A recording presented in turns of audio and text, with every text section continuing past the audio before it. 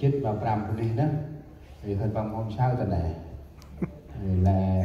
ăn theo gì hôm như là nào đây một cả thẻ chỉ của mình là cái đấy rồi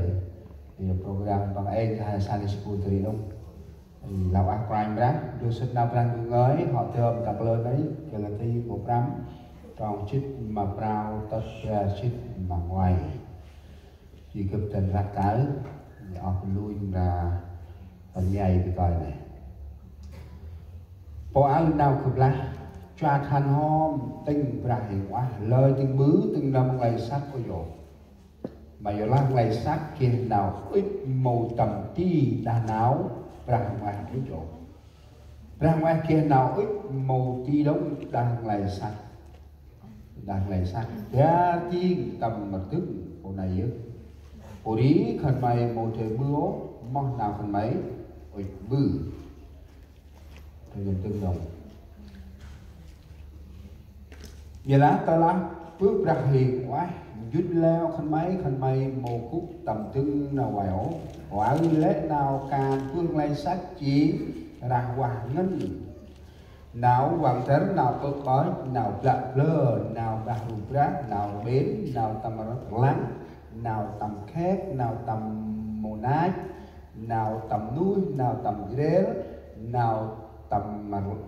lát nào tầm tàm bố nào kẻ nai nào nhân rinh nào hay xa lê ngồi nào yên tầm phần này chụp lạc lo vào phần này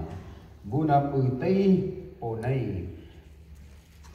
một trời trượt bò như đấy ra đùa hè trên nhầm tướng người đặt tròn tam tầm tròn tam đấy chỉ tầm 3 tiếng nào ngời ta cực gần rạc lo hè dương chế nào mà cực một sao tỏi chúng ta cùng nhau đứng lên rồi đọc câu gốc và tôi xin đọc trước trong sách Roma đoạn 12 câu 2 là cái nào của nó hè lời bư tầm gan mà nó ảo giờ là anh được cứ hôm phương mà nào mình he cần mày cái oanh chích nào qua win nào má chỉ ra qua mà plan đú mom bằng chi ngoài về lời bư tầm gan mà nó ảo giờ là anh được hôm phương mà nào mình he cần mày cái oanh chích nào qua win mà chỉ ra qua mà plan đú bằng chi Harap nào cũng nay chồng not conform to the passion of the world, but to transform it by the renewing of the mind. Then you will be able to test and approve what God's will is good, pleasing and perfect. nặng nào dần không Đừng làm theo lời này, nhưng hãy biến hóa bởi sự đổi mới của tâm thành mình, để thử cho biết ý muốn tốt lành, đẹp lòng và trọn vẹn của Đức Chúa Trời là thế nào. Amen hay nhầm mạch chung cuộc sống nhờ mà đang đuông bước Giêsu con trả hình qua một a hiền ôi chúa anh chỉ tàn nào mấy người xăm ti rang ba tây nào người ở cái mặt đó ra qua từng năm nào ràng ra nào ít xăm ti con rồi ngoài cái mà con ha phương ơi tầm ti mà nào ràng ra ít cặp con ăn đúng là ngồi phun cho mấy cặp giật là nó til har kia là nó hót ra chỉ đi chỉ biết chỉ gùi bằng lẽ nào nấy biên hình một hình bạc mày bước xong theo sao con đang tìm bước mà còn phải Jesus Amen là quá thân hài cú lối cho muốn ơn mắc càn thế chúng ta nhóm xong thì chúng ta sẽ làm gì? Chúng ta sẽ có phần ăn ở trong nhà thờ, ít hay nhiều chúng ta sẽ ăn chung với nhau. Chúng ta lâu rồi chúng ta không có ăn chung với nhau thì chúng ta ăn như thế nào ở trong nhà mình có thể là ăn chung nó ngon hơn. Giờ chúng ta ăn sau giờ nhóm, bây giờ chúng ta sẽ ăn lời Chúa. Đây là lời để cho thuộc linh chúng ta lớn mạnh. Ai chừng nào đang dùng ơi đời xa tầm huy Như nào đang người ở cực là bà đóng bảo phùng rôn trục đâm tầm camping này để ta trong đấy chỉ cực đồng đi đến đấy là tầm ý phút nào không băng bài mà trục đâm đấy rít mặc lại ra. Trong cái ngày thanh niên camping thì cái chương trình cái đề tài họ sống cho Chúa. Nếu chúng ta nói sống cho Chúa dễ hay khó, theo anh em chúng ta nghĩ rít mặc lại ra nó là chia thôi. Mà bữa rít mà hai nó là chia nó không ta là hèm một lão rít đang giờ mà đi mà nó đang ơi bự nàng ai là cái ấp nào chết ra nên chẳng ông luôn trên cho control là đi ở chú ý để hành cho control luôn jadi hai sang là nó tao là hè đi mà nó chẳng ơi chỉ đi giàu mà blau bự giàu mà blau ngơi giàu mà là bằng quét sách giàu mà niềm hết ngài đừng và chúng ta sống cho mình coi mình có thể hiểu giỏi hơn người khác, coi mình có thể là đẹp trai hơn người khác, hoặc là có thể là mình có thể nói năng lưu loát hơn người khác. Nếu mình không canh chừng cái đời sống cho mình đó thì nhiều điều đó chăng đi chiên hay nế dùn hè mà áo ủa cấp mà ông đi đấy ta thì đâm na trung đâm này chỉ sống cho Chúa, nhưng ngày hôm nay tôi muốn để thêm một câu hãy sống cho Chúa. Tôi kêu gọi hội thánh chúng ta hãy sống cho Chúa. Như nara cực qua qua cái nào tập đây đã đi hôm mặc lại ra nào đi hôm mặc lại ra cô hẹp cùng chót mặc lại ra ta là mồ đi hôm mặc lại ra mặc lừa hẹp đi phải. Nếu chúng ta không sống cho Chúa thì chúng ta sống cho ai? Chỉ là cho mình thôi. Ta là hẹp mồ đi mặc lại ra mình được hẹp đi đúng hẹp cái đồng đi mà hẹp nào được. Một anh ra ông nó hẹp ấp ngân phùng chót hay là mù trời tắt bài nào phải ra ơi rất nhiều tín đồ chúng ta ngày hôm nay họ không đến mục đích Chúa muốn mà họ sống cho mình nhiều hơn, cho nên đời sống thuộc linh họ ngày hôm nay nhiều thất bại. Nếu mà một hộ người thất bại trong thuộc linh thì cả hội thánh chúng ta sẽ thất bại. Tờ là chủ huế phùng cho khúc tâm nào quát ra chỉ một con ông chủ hay là cái bó mà vừa lại một chủ nghiệp ra đấy bằng chiến quát ra gì là đó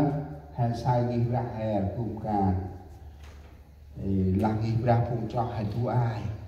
coi chết thêm cái bậc kia nào mà tâm trào phải nữa bay chết lao vậy 30 mấy ngàn một năm còn bao nhiêu nữa, còn 5-6 tháng nữa thì chúng ta hết thì có thể bao nhiêu gà trái. Tao làm cùng cho hè đi mà ngoài ra hè kích nà mòn đi hè ra. Nếu chúng ta hội thánh chúng ta sống cho Chúa thì chúng ta mới biết được tôi sẽ làm gì. Nếu hội thánh chúng ta chỉ sống cho mình thì chắc chắn chúng ta không biết chúng ta sẽ làm gì ở trong hội thánh này. Nên là mỗi người chúng ta cần phải hỏi, mỗi người chúng ta tự hỏi chính mình tôi sẽ làm gì cho Chúa. Chúng ta sống cho mình bao nhiêu năm chắc có lẽ cũng đủ rồi. Năm ai hãy đi cả cướp là đến tháng 7 này 23 là tôi đến bao nhiêu tuổi? 56 rồi. Coi tôi như thế này có thể là trong có con coi cháu thì già thêm một bước. Happy birthday không bao giờ là happy birthday đâu, chúc mừng già thêm. Vì mong anh đã làm đâu ông đùi hè là ai hãy đi thầm ác non hè. Chúng ta sống cho mình nhưng sống cho Chúa, sống với nhau rất là ngắn. Hãy đi mặc lại ra chỉ rằng hãy nào lẻ ngắn. Thật là hãy tu hàng năm. Dù chúng ta sống cho mình 100 năm, 100 tuổi. Katalah hari mahanam tu yang nam atlet dong. Katalah hari mahanam pertham chit nam atlet dong. Kể như đi ta nữa tôi mua ngày hari từ ngoài hari ho mặc ngoài mà nào đi mê tầm băng nào của nó là kề. Hãy sống cho Chúa bằng nếp sống mới trong Ngài, bằng nếp sống mới trong Ngài, tức là tâm khoảnh ra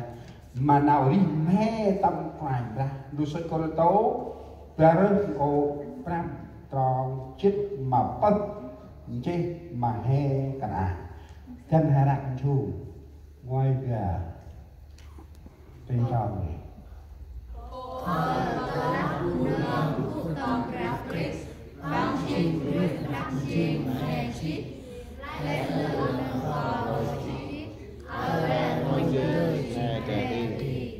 Là quá mà ngoài ra dưới dưới hai nào ngoài ra ít vùng cho mà bằng vùng cho họ ngoài ra ít vùng cho họ bắn nào đi mê tầm bằng tầm về đông ri u là sai ri mình biết mình bước hè em nào tâm ti bị bự này ri thành u mà ri thành sai em nào tầm tâm ti u là sai u là sai thì u này bằng người nào trong phát trong rê mà là sai trong phát trong rê hôm ai ri đam phát rê chẳng có ích trong rót phong cho ảo ngụt nhiệt sông xa bằng lươn và đi đâu ra xa bằng bự krem rạc ăn mà rác đây mà nào tật. Khi chúng ta còn thanh niên sống cho mình khác, khi mình sống có gia đình, có vợ, có chồng thì chúng ta phải điều khiển với nhau. Không bao giờ lấy cái đời sống thanh niên mình có thể tự do sống với vợ, sống với con mình. Tức là Harry cách này mong chi. Nếu chúng ta lấy cái tự do đang sống với giống như mình tuổi thanh niên sống với vợ, sống với con mình thì nhiều gia đình hôm nay thất bại bởi vì không biết nhìn chính bản thân mình đang sống cho ai.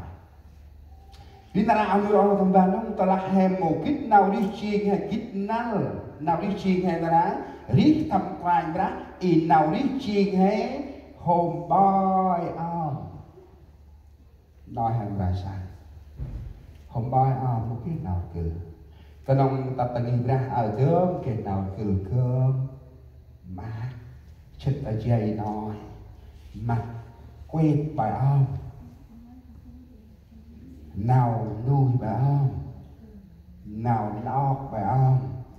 nào tầm cát bài nào tầm lắc bài ok được.